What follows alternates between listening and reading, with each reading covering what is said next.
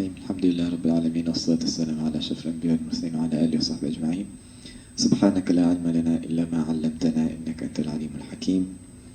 InsyaAllah syukur pada Allah Subhanahu wa taala kita akan sambung kita punya majlis-majlis dan kuliah-kuliah di bulan Ramadan ni dalam surah punya Facebook. Dan insyaAllah kita akan membaca sekali together buku yang dinamakan Al-Wasiyah atau Hayatun Nufus, cara menghidupkan hati-hati kita, cara menghidupkan nafsu-nafsu kita untuk dalam berjalan Allah Subhanahu wa taala, untuk kita nanti berjaya di dunia dan di akhirat. Allah Subhanahu wa taala disebut dalam surah Asy-Syams, qad aflaha man zakkaha wa qad khaba man dassaha. Berjaya orang yang mensuci hatinya, menhayatikan hatinya atau nafsunya, dan celaka orang yang tidak menghidupkannya, tidak membetulkan cara nafsunya dalam kehidupan dunia ni. Buku ni ditulis oleh satu guru namanya Abdullah bin Abi Bakar Al-Aidarus yang meninggal dunia tarikh 12 Ramadan 865 Hijri dan ditanahkan di bumi Tarim. InsyaAllah kita mula dengan muqaddimah untuk hari ini insyaAllah dalam buku Hayatun Nufus. Bismillahirrahmanirrahim. Alhamdulillahi Rabbil Alamin. Wa sallallahu ala Sayyidina Muhammadin wa ala alihi wa sahbihi ajma'in. Wa ba'du. Fahadihi fawaidu multaqatah min kalami Sayyidina al-Imam Abdullah bin Abi Bakar Al-Aidarus. Nafa'allahu bihi wa bijami' ibadillahi salihin. Maknanya, Bismillahirrahmanirrahim. Alhamdulillah, syukur pada Allah Subhanahu wa taala, dan salawat dan salam atas baginda Sayyidina Muhammad sallallahu alaihi wasallam. Dan inilah faedah-faedah yang dicampurkan daripada kata-kata Sayyidina Imam Abdullah bin Abi Bakar Al-Aidarus. Moga Allah Subhanahu wa taala bermanfaat kita dengan ilmu-ilmunya, dengan semua ibadat dan hamba-hamba Allah yang saleh. قال رضي الله عنه على سبيل النصيحة عليك بعد شهادة أن لا إله إلا الله وأن محمد رسول الله بتحسين الصلاة وتحسين الصوم رمضان وإخراج الزكاة ومحبة حج بيت الله العتيق ومحبة الصدقة ومحبة الصبر على الأذى ومحبة الحلال وبغض الحرام وحسن الظن في الله. Dikata radhiyallahu anhu dalam cara nasihat, alaika, kita kena selepas syahadah Allah Subhanahu wa taala, selepas mensebut syahadah la ilaha illallah, saksi tak ada Tuhan selain Allah Subhanahu wa taala, wa anna Muhammadan Rasulullah, dan Sayyidina Muhammad sallallahu alaihi wasallam message atau rasul pada Allah Subhanahu wa taala. Selepas kita sebut dua kalimah ni atau syahadah ni, kita kena perbaiki solat-solat kita, sembahyang kita 5 waktunya, khususnya 5 waktu. Lepas tu kalau ada tambahan lagi, semua kita kena jaga cara kita bersembahyang, dan tahsinu shaum Ramadan, dan juga menjaga dan memperbaiki puasa bulan Ramadan. Wa ikhrajuz zakat, keluarkan zakat dengan cara yang lebih baik. Keluarkan zakat ni bagi asnafnya yang sepatutnya dia akan dikena dapat zakat tu.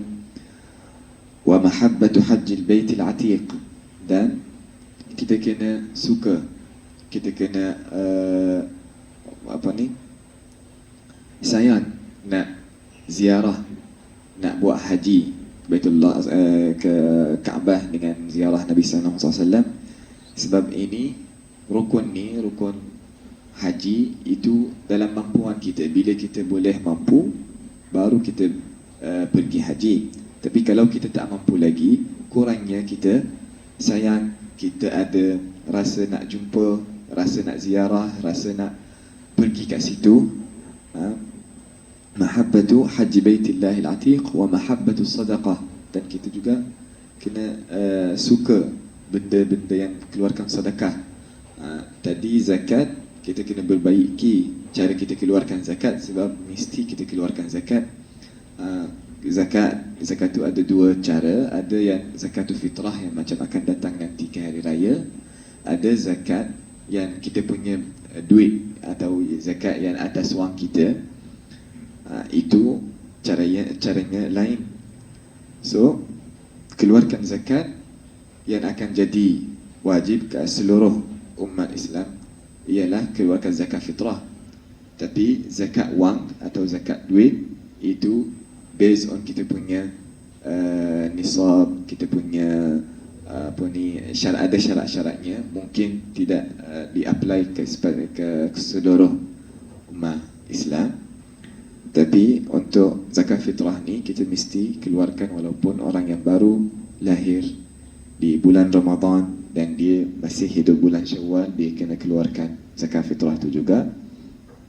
Ayah dia yang akan keluarkan zakat tu for him. Tetapi sedekah ini bukan wajib. So kita kena suka keluarkan sedekah ni, suka nak berbuat sedekah ni dan keluarkan dengan orang yang sepatutnya.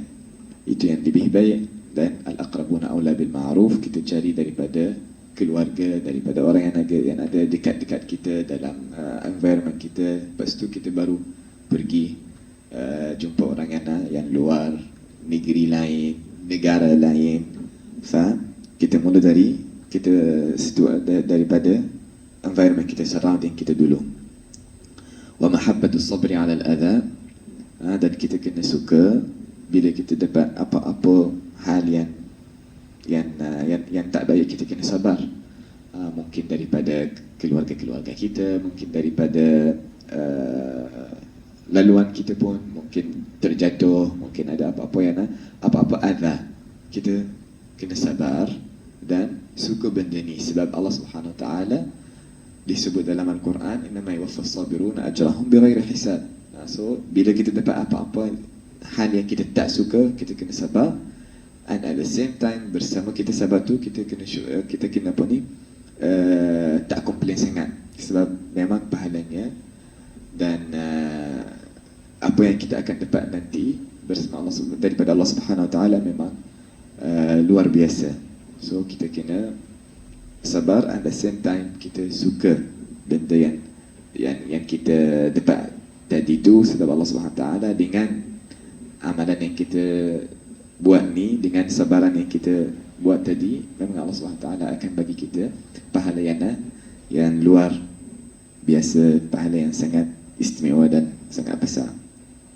Wa mahabbatul halal wa bughdul haram, dan kita kena suka benda-benda yang halal dan benci semua benda-benda yang haram, yang tak sepatut, yang Allah Subhanahu Wa Taala tak suka, kerana Allah Subhanahu Wa Taala.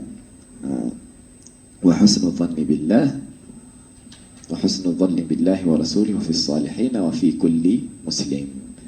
Dan kita kena ada husn zan dengan Allah Subhanahu Wa Taala, dengan rasulnya, dengan orang-orang yang salih dan semua orang Islam.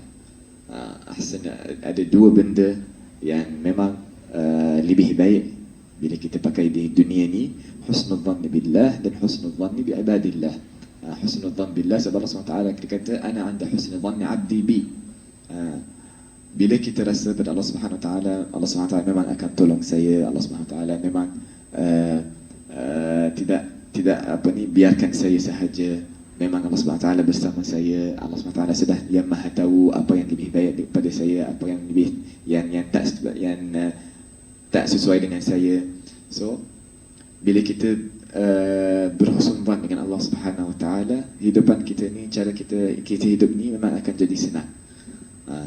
Sebab kita, semua benda yang kita fikir, semua benda yang kita plan nak buat, akhirnya semua kita kembali semua tu amalan tu kepada Allah Subhanahu wa taala. Allah Subhanahu wa taala yang Maha tahu, Allah Subhanahu wa taala best planner for us. So walaupun kita dalam proses hidupan kita, tapi semua amalan-amalan kita tak ada yakin dengan Allah Subhanahu wa taala memang yang lebih best untuk kita. Dan husnul dhan bi ibadillah, dan orang-orang yang salih itu memang untuk kita tenang hati, tak selalu ada stres orang ni nak buat ni, orang ni nak buat ni. Kita ada husnul dhan dengan semua manusia. Dengan husnul dhan tu memang insya-Allah hidupan kita jadi senang, tak ada banyak stres, tak ada banyak fikiran. Memang cara hidup yang lebih best bersama kita, ada husnul dhan dengan semua orang yang ada atas dunia ini, khususnya orang awliya, orang salih. Dengan mereka Allah Subhanahu wa taala akan bagi kita pahala dengan husnul dhan kita. So husnul dhan itu sendiri memang pahalanya sangat besar, dan tidak jelaka orang yang ada yang buat husnul dhan kepada orang lain, tetapi orang tu tak sepatut, dia akan dapat balasannya, tetapi untuk kita